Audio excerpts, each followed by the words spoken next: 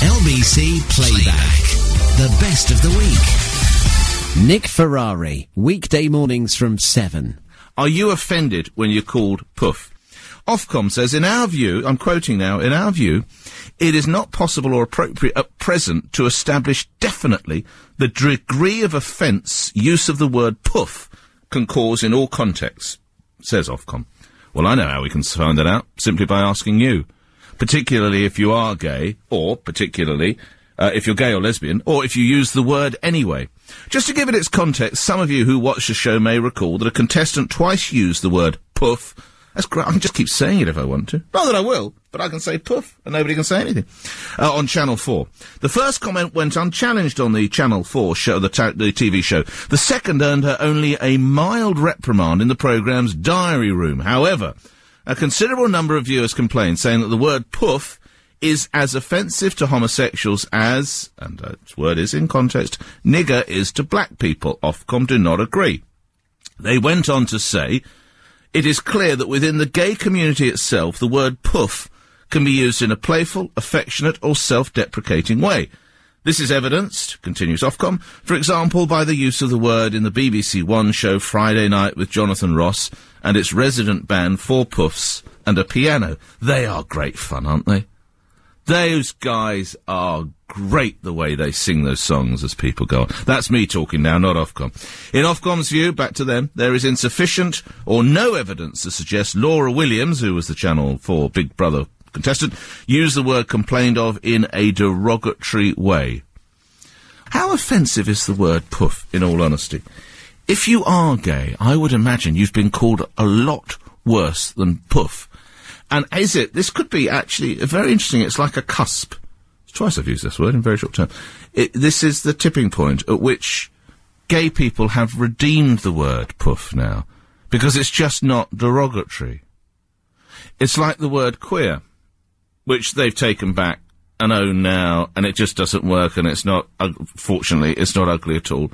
And the same can be said about poof. I can't think, am I trying to say... I think it's a nice word. I like the word poof. Would I say it?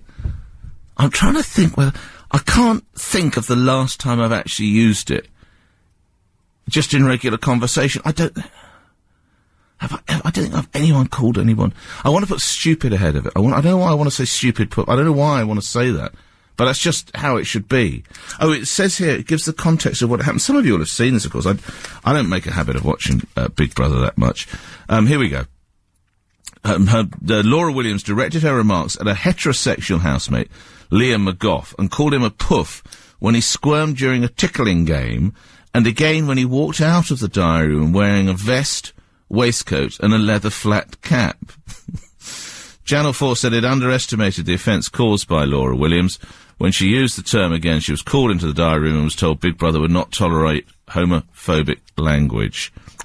What Ofcom don't know, and they'll only learn from listening to people like you who are listening to this programme right now, is whether the word poof is okay. So, I'm fortunate to know that many, many gay, particularly gay blokes, I don't know why you warm to this programme. I'm delighted that you do. I guess it's your sense of humour. I guess you see it funny that I set myself up as a gay icon, because there's nothing more ridiculous or further from the truth. So I know you're listening. Are you offended when you're called poof? Is it actually quite a friendly, almost a form of civil greeting between two gay guys? Would you say that? And do you agree with Ofcom saying that? The origin of the word, just lastly, before we give you the headlines and then come to some of your reaction, is fascinating.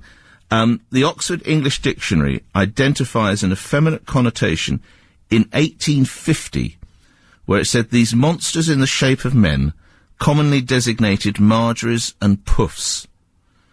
And so it goes on. So it goes all the way back. It's over 150 years old. But are you offended by it? Can it now enter everyday language? Your comments and your reactions following our headlines. Chris is in Hounslow. Hi, Chris. Hey, Nick, you all right? I'm all right, man. What about you? Yeah, I'm fine. I don't see the problem in the word puff. I'm a puff. So, my mum calls us a puff, so... You see, I have to say, I'm heterosexual, but I would have thought of the various words that you can use, that actually is done with a degree of affection. It's definitely. it's a difficult word to make sound ugly and angry. Yeah, totally, I agree totally with that. I'd sooner be called a puff than other things, so... Yes, there are horrible things out there. Yeah. So Ofcom's got this one pretty much right now. In what context would your mum talk to you like that, then? Like, if... Say I was watching The Colour Purple or something and I started crying, my mother, you big sock puff there. You know, so... It's like a playful, bashful thing. You know, if you see someone on the telly, she'll go, is you puff there? And I'd be like, yes, ma'am, no, ma'am. Well, I would imagine the answer is normally yes, Chris, because the bloody televisions are full of them. You're everywhere you look. I know. Extraordinary. No, I'm not bothered at all. Chris, thanks for that. Roger's in Slough. Hi, Roger. Right, yes. Yeah, as regards to puff or pufters or whatever they want, what would happen next? You ever use the word? Probably about 20, 30 years ago, but not now. No. It just isn't relevant. Right. In what way? You don't know any homosexual men? Well, the thing is if you're going to talk about homosexuality, are you going to talk about people that are straight and appear straight, or people that are effeminate and...